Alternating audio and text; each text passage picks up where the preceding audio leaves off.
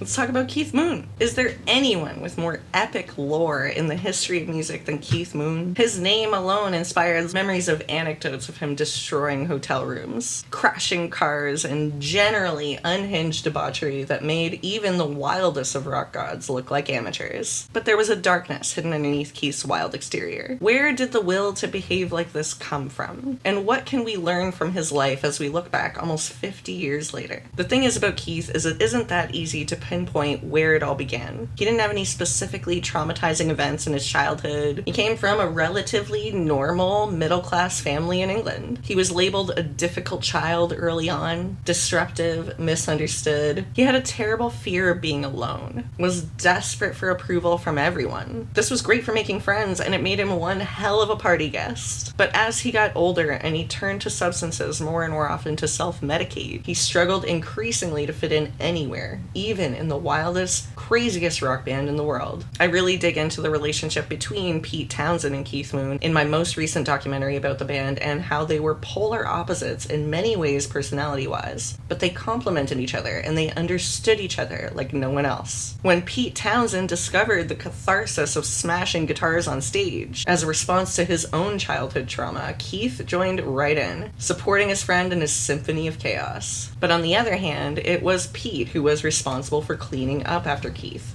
It's through Keith Moon that we hear some of the stories that come to define the crazy rock star lifestyle of the 70s. Wrecking hotel rooms, smashing TVs, and going way over the top with everything that he did. And people loved it. It was this, oh, Keith kind of vibe. In 1978, Keith Moon was all but done for. If you watched my album series, you'll know that Who Are You was the last album to feature Keith before he died. And he struggled to get the job done throughout the recording process because he was so unwell. He wanted to quit drinking, so he was taking some very heavy medication prescribed to him by a doctor for alcohol withdrawal symptoms. Unfortunately, due to the intensity of his symptoms, he was taking handfuls of these pills. 3 weeks after the release of Who Are You, Keith attended a party thrown by Paul and Linda McCartney and spent the night socializing with the elite of the British music industry. The following morning, he was found dead by his girlfriend, a stomach full of undigested pills. And the reaction of the band, although they were devastated, it was like they all knew this day was going to come eventually. And so passed Moon the Loon, just 32 years old, destined to exist forever, as not just the party animal who was never topped,